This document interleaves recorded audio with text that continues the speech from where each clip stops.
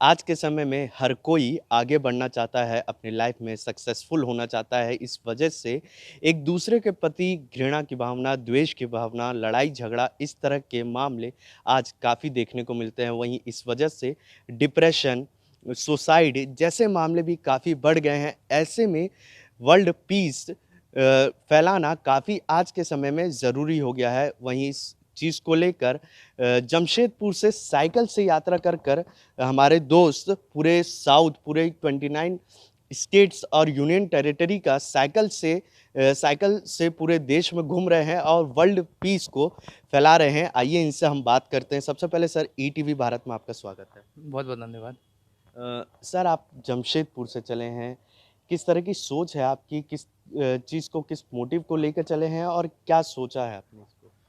सबसे पहले तो मैं ऑल इंडिया टूर का डिसीज़न जो मैंने लिया था वो तकरीबन 6 महीने पहले लिया था। तो इसका मैं निकला हूँ जमशेदपुर झारखंड से 1 अक्टूबर 2021 को मैं निकला हूँ।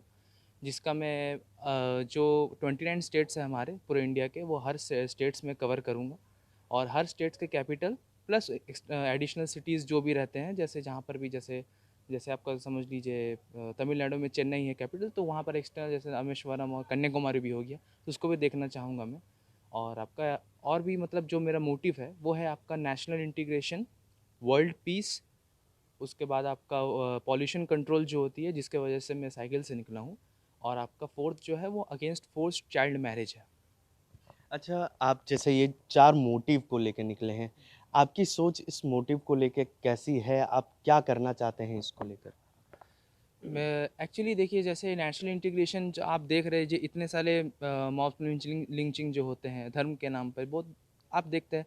तो सबसे पहली बात आप अगर ख़राब भी होती है तो वो धर्म के नाम पे ही होती है और अगर वो कोई भी चीज़ की अगर देश की उन्नति होती है वो यूनिटी पे होती है।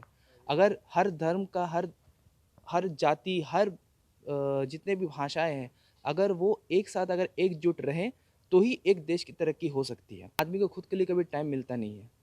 तो अगर मिलता भी है, तो वो दूसरे को उतना टाइम देते नहीं है, डिप्रेशन में रहता है अधिकतर। तो उसको अगर ओवरकम करने के लिए हमें मेडिटेशन करना चाहिए, जिसके लिए मैं खुद भी मेडिटेशन करता हूँ। इसका रिज़ल्ट मुझे ट्रिप में भी मिला है। और जो तीसरा मेरा मोटिव है, वो आपका पॉल्यूशन कंट्रोल है। सबसे बड़ा एग्ज़ाम्पल है अब मेरा जब मैं ट्रिप में जा रहा था तो ट्रिप में जाते-जाते मैं सबसे रिलैक्सेशन मुझे लगा था जो कि मैं पूरी पुरी की तरफ से संबलपुर जब आ रहा था, तो वहाँ से मुझे अधिकतर पेड़ इलाके और गाँव इलाके मिले हैं। तब मैं समझ पाया धूप लेकिन उतना ही था, टेम्परेचर उतना ही था लेकिन मुझे इतना ठंडा लग रहा था उस टाइम पे, तो मुझे पता चला कि पॉल्यूशन को कंट्रोल करने के लिए सबसे पहले तो आप जितने भी गाड़ियाँ हैं उसको थोड़ा कम करके आप साइकिल से चलना स्टार्ट कीजिए। प्लस आप पेड़ लगाइए। जो पेड़ होते हैं अगर पेड़ आप नहीं लगाओगे तो आपको आगे जाके ऑक्सीजन्स की जो मात्रा होती है वो कम होने लगती है, जिसके लिए ग्लोबल वार्मिंग बढ़ रही है। और चौथा मेरा जो मोटिव है वो आपका है अगेंस्ट फोर्स्ड चाइल्ड मैरिज, जिसका आपका आप देख रहे हो बाल विवाह अधिकतर होती है, जो गाँव में होती है, जिसके लिए अधिकतर जो ज़्यादा इफ़ेक्ट होता है वो गर्ल्स होते हैं।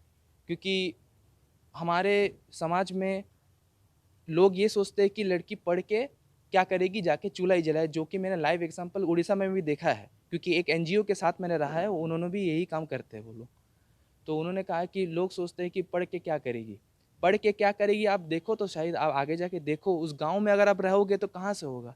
आप आगे बढ़िए उस चाइल्ड मैरिज को अगर आप जब तक रोकोगे नहीं तब तक आप ये नहीं सोच सकते कि लड़की या लड़के क्या कर सकते हैं। खेलने की उम्र में या खेल कूद की उम्र में अगर उसको आप इतना बड़ा बोझ अगर उनके ऊपर डाल दोगे तो वो आप एक्सपेक्टेशन उतना कर नहीं सकते अपने बच्चों के लिए। अच्छा आज के समय देखा जाए कि बहुत हाईटेक टेक्नोलॉजी, हाईटेक साइकिलें आ गई हैं, गियर साइकिल हो गई, एडवांस साइकिल, माउंटेन साइकिल हो गई, रनिंग साइकिल हो गई। आपका जो साइकिल दिख रहा है वो बहुत ओल्ड फैशन है, जो पहले ऑफ़िस जाने या काम के लिए इस्तेमाल किया जाता था। आखिर इसी तरीके का साइकिल क्यों चुना आपने? एक्चुअली ये रीज़न है कि सबसे पहले ये जो मुझे इंस्पिरेशन मिली है मुझे फ़ादर से मिली है क्योंकि मेरे फ़ादर 1987 में वो भी ऑल इंडिया टूर निकले थे सेम मॉडल के साइकिल में, क्योंकि उस टाइम पे तो ऐसे ही साइकिल्स मिलते थे। तो अगर देखा जाए तो मैं उस टाइम का जो वो मेमोरी है वो क्रिएट करने के लिए एक इमोशनली टच भी है इस साइकिल के मॉडल से हिसाब से, क्योंकि उस साइकिल के मॉडल को लेके अगर मैं ऐसे कि इस kind of a legacy continue step का हो गया। तो उस साइकिल को लेके एक टाइप का इमोशनल टच है, इसलिए मैंने इस साइकिल को लिया चूज़ किया। अच्छा, आपको ये इंडिया टूर की जो इंस्पिरेशन है वो कैसे मिली और किस तरह आप रायपुर में आए और आगे क्या है आपके, कहाँ जाएँगे आप? सबसे पहले इंस्पिरेशन मुझे मेरे फ़ादर से मिली है, क्योंकि वो 1987 में ऑल इंडिया टूर किए थे। 25 स्टेट्स था उस टाइम पे, अभी तो 29 हो गया है। तो वो एक्चुअली बिहार से निकले, तब बिहार था 1987 में, अभी मैं झारखंड से निकला हूँ। तो अभी मेरा जो रूट है वो आपका उड़ीसा मेरा हो गया है और मैं रायपुर पहुँचा हूँ अभी उड़ीसा करके। तो 20 दिन में मैंने 2 स्टेट्स कंप्लीट कर लिए। इवन इसी महीना में, अक्टूबर महीना में, मैं विशाखापट्टनम मतलब आंध्र प्रदेश घुस भी जाऊँगा। तो देखने से, और आपका विशाखापट्टनम हो के हैदराबाद, बैंगलोर, चित्तूर, चेन्नई, पुडुचेरी, रामेश्वरम, धनुषकोडी, कन्याकुमारी, उसके बाद आपका फिर वहाँ से मैं केरल से वेस्ट से होके ऊपर उठूँगा, केरल से वर्कला, जहाँ पर हमारे वो जो आपने बागी पिक्चर में देखे होंगे जो कलरीपायटू हुँ। के मार्शल आर्ट्स इवेंट्स जो ट्रेनिंग हुँ, होता है, हुँ। वहाँ पर भी मैं रहूँगा। उस वातावरण में, उस एनवायरनमेंट में रहूँगा, ताकि देखूँगा उन लोगों की ट्रेनिंग कैसे चलती है। वर्कला है उस जगह का नाम, केरल में है। फिर केरल से आपका गोवा होके, महाराष्ट्र होके, गुजरात, गुजरात होके आपका एमपी करके दिल्ली, फिर दिल्ली करके आपका मैं पंजाब, हरियाणा करके कश्मीर जाऊँगा। और लद्दाख में मेरा एक टारगेट है, उम्निंगला पास एक नया हाईएस्ट मोटेबल रोड बना है, जो कि है 19,300 फीट ऊपर है। वहाँ तक अभी तक कोई साइकिल में गया नहीं है, और वहाँ पर अगर मैं जाऊँगा तो शायद एक वर्ल्ड रिकॉर्ड बन सकता है, क्योंकि विदाउट गियर का साइकिल अकेले जाना में एक मतलब आगे जाके देखा जाएगा कि वर्ल्ड रिकॉर्ड, लेकिन मेरे हिसाब से शायद वो वर्ल्ड रिकॉर्ड बन सकता है। फिर वहाँ से आपका उत्तराखंड, यूपी होके नॉर्थ ईस्टर्न कंट्रीज़ में जाके, फिर जब मैं वापस आऊँगा तो मैं आपका कलकत्ता टच करके जमशेदपुर घर वापस जाऊँगा। साथ में हमारे अंकल भी हैं जिन्होंने यहाँ जो ठहरे हैं, ये साइकिल से यात्रा कर रहे हैं, उनको अपने यहाँ ठहराया है, स्वागत किया। इनसे बात करते हैं कि आज के समय में कितना इम्पोर्टेंट हो गया है एनवायरनमेंट पॉल्यूशन, कितना क्रिटिकल हो गया है, किस तरह इसको सुधारा जाए। अंकल, आज के समय में एनवायरनमेंट पॉल्यूशन कितनी बड़ी समस्या है, किस तरह साइकिल से यात्रा करने से, साइकिल ज़्यादा यूज़ करने से इसको कम कर सकते हैं? पहला बात है कि पेड़ लगाना सबसे बड़ा चीज़ है। पेड़ से ही हमारा नेक्स्ट जनरेशन जो है वो उसको फ़ायदा मिलेगा। और दूसरा सबसे बड़ा चीज़ है, हम लोग जो गंदगी को 365 दिन में 300 दिन वो नाला में डाल देता हूँ, और जब उसमें पानी आता है तो बोलता है पानी क्यों रुकता है?